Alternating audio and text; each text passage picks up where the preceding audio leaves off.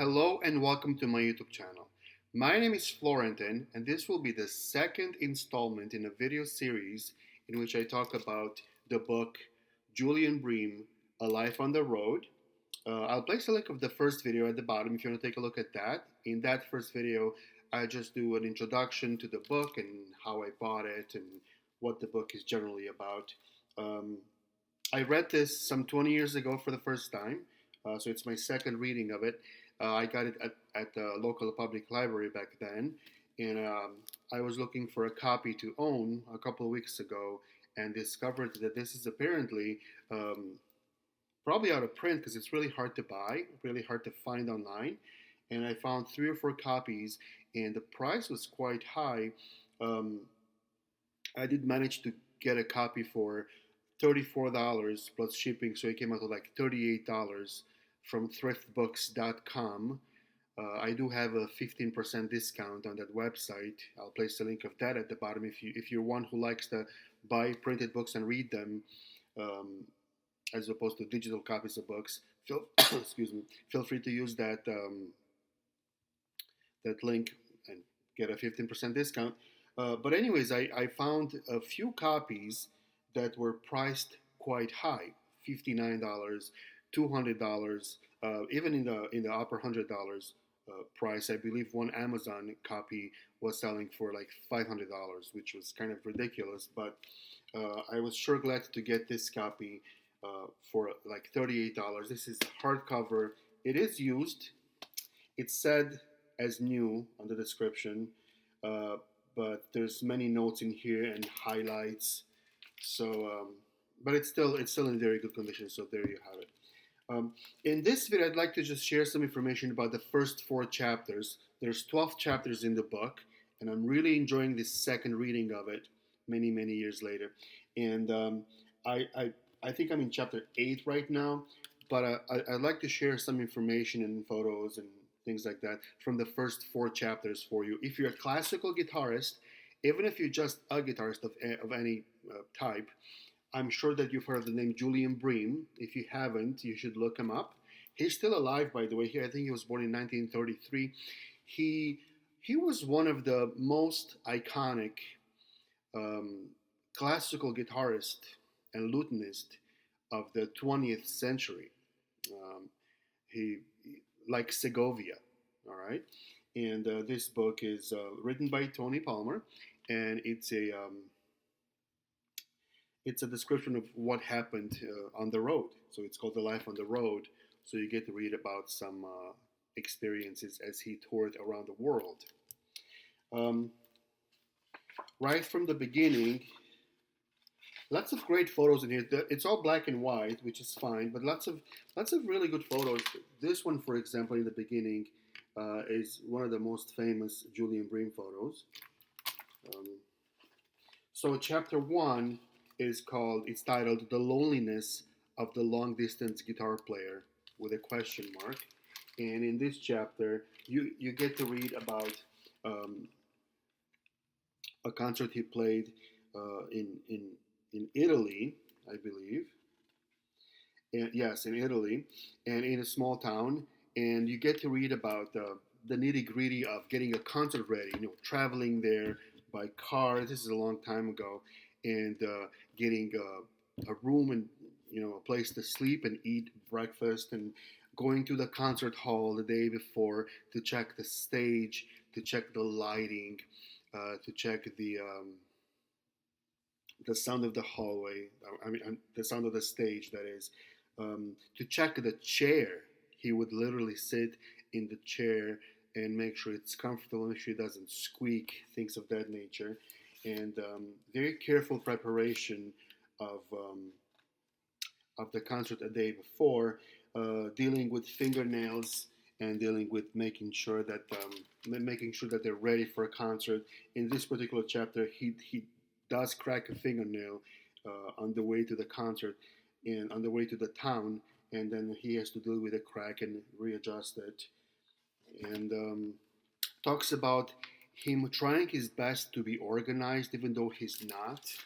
So here's a picture of his guitar case with all kinds of things in there, and he's saying that He's really trying to be organized, but in reality, he's not an organized person.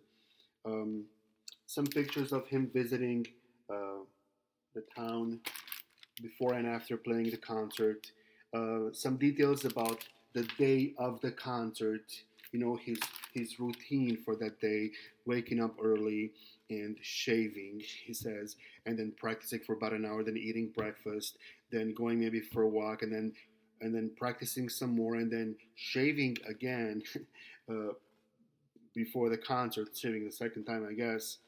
Um, the concert goes well. There's some issues he has to deal with.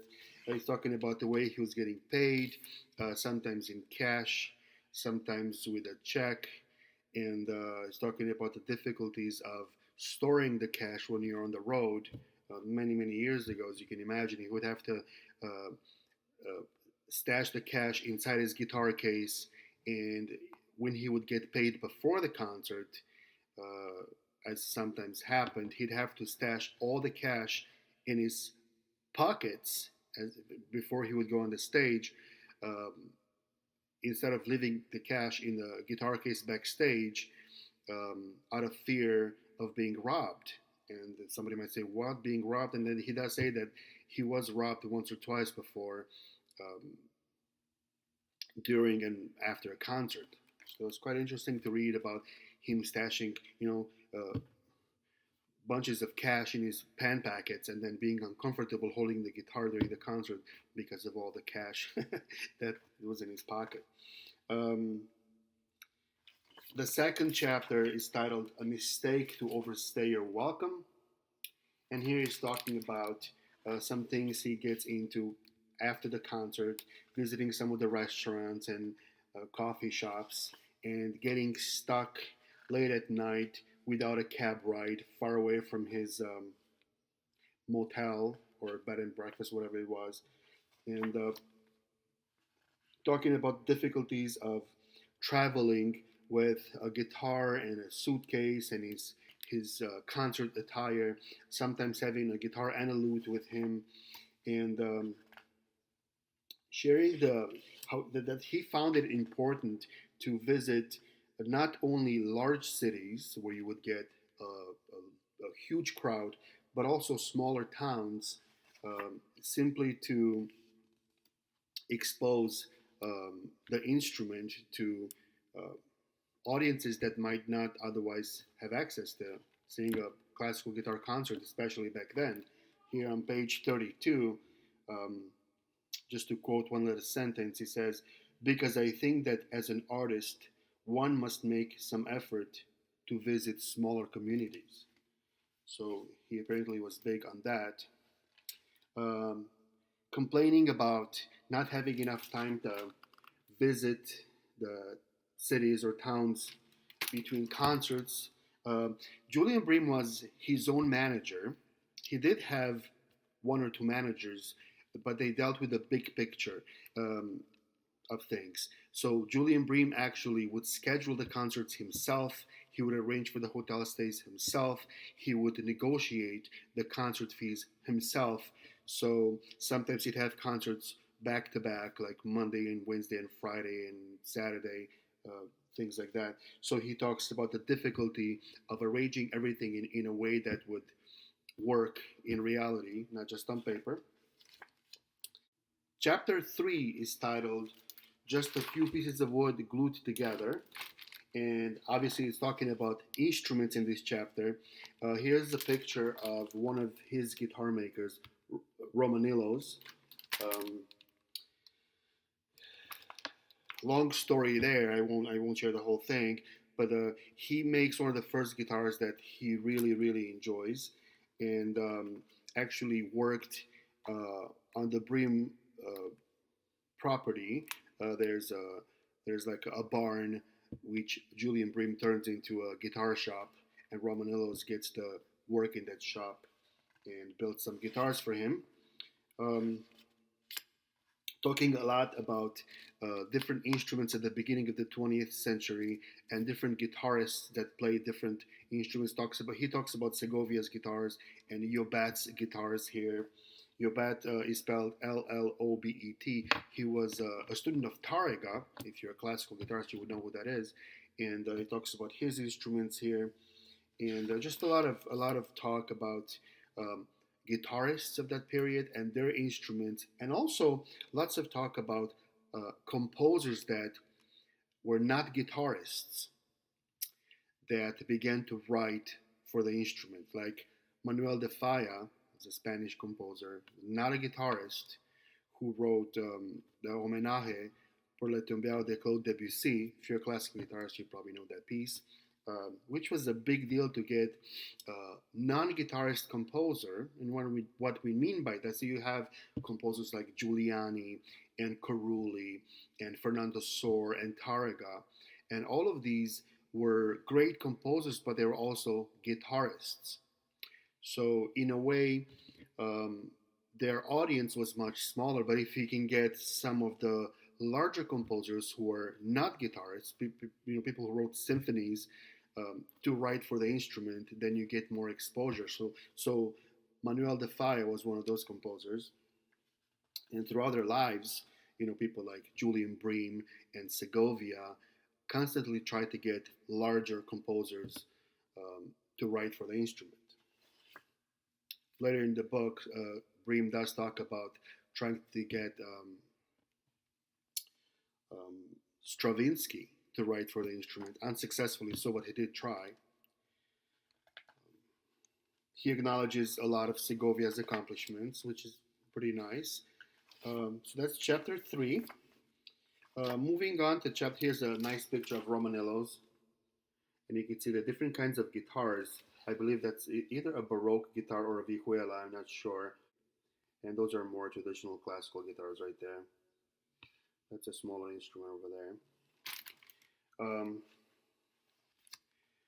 And the 4th chapter is called Quietly Excessive. And here he talks about his life at home between tours or between concerts.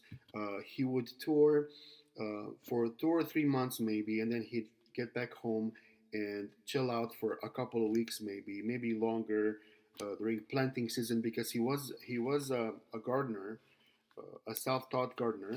Here's a really nice picture of him in his backyard somewhere, and here talking about ways he liked to spend his time with friends and by himself, gardening and working on his car.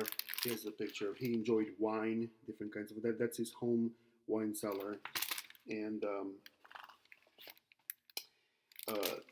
some funny paragraphs about him dealing with his home mail, which most of the time he did not read. So he's saying here how he had piles of mail when he would come home from touring, and he'd take the pile and put it in a drawer.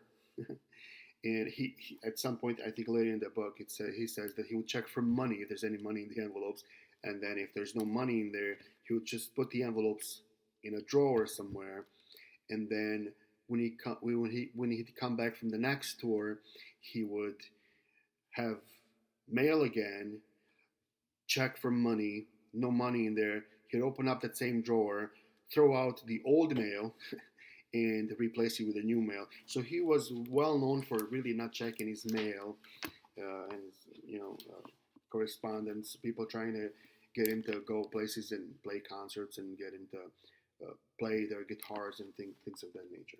So, anyways, that's the end of chapter 4. I think I'll stop here. Great book. I don't want to give away too much. If you get a chance to get this from your local public library, I would encourage you to do so. If you can afford to buy it, if you're a classical guitarist, it's a must-have. I don't know if I'm going to sell it when I'm done reading it again. I'll probably read it twice this time around, so that'll be 3 times. And then maybe I'll find somebody who wants it. I'll just keep it in my library. We'll see what happens. But anyways, that's the video for today.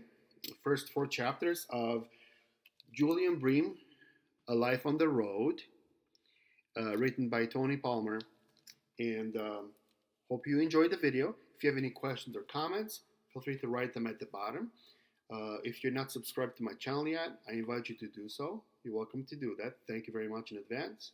Have a wonderful day. See you next time.